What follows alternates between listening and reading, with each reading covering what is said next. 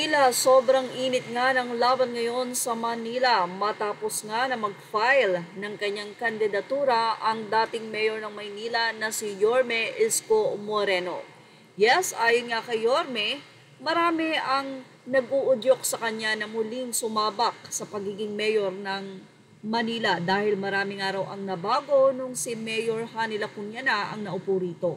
Especially ang mga senior citizen na hindi daw nabibigay ang sapat na pangangailangan, especially ang mga dapat na ibigay sa kanila.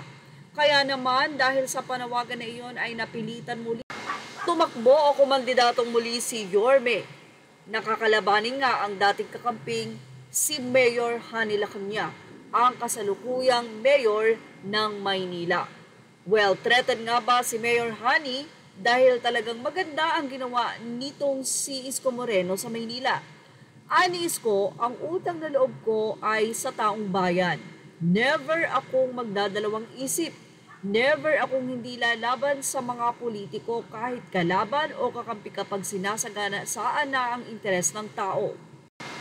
Nito lamang ay naghayag ng pagkadismaya ang kasalukuyang mayor ng Maynila na si Mayor Hani Lacuna.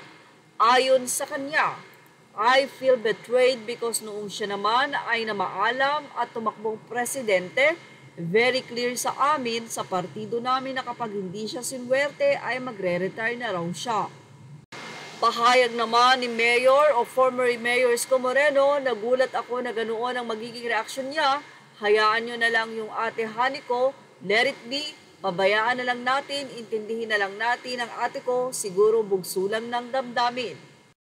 Sa side ni Mayor Hani Lacuna, talaga namang medyo siguro ninenervyos na dahil na rin marami naman talaga ang nagmamahal kay Isko. Although may issue about sa bentahan, hindi naman din matatawaran ang galing ng ginawa niya sa Maynila, especially sa mga senior na mismong si Mayor Isko Moreno pa ang naghahatid kapag ito ay umabot sa 100 taon.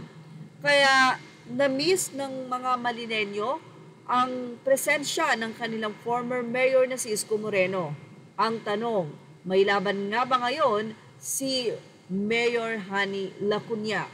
Anyway, titignan na lang natin na mukhang magpupukpukan talaga ang dalawa dahil sa loob ng ilang taon ay siguradong marami naman din ang napamahal kay Mayor Hani at hindi lang kasi yan ang kanyang naging panunungkulan dahil naging busy mayor din siya ng nasabing lungsod.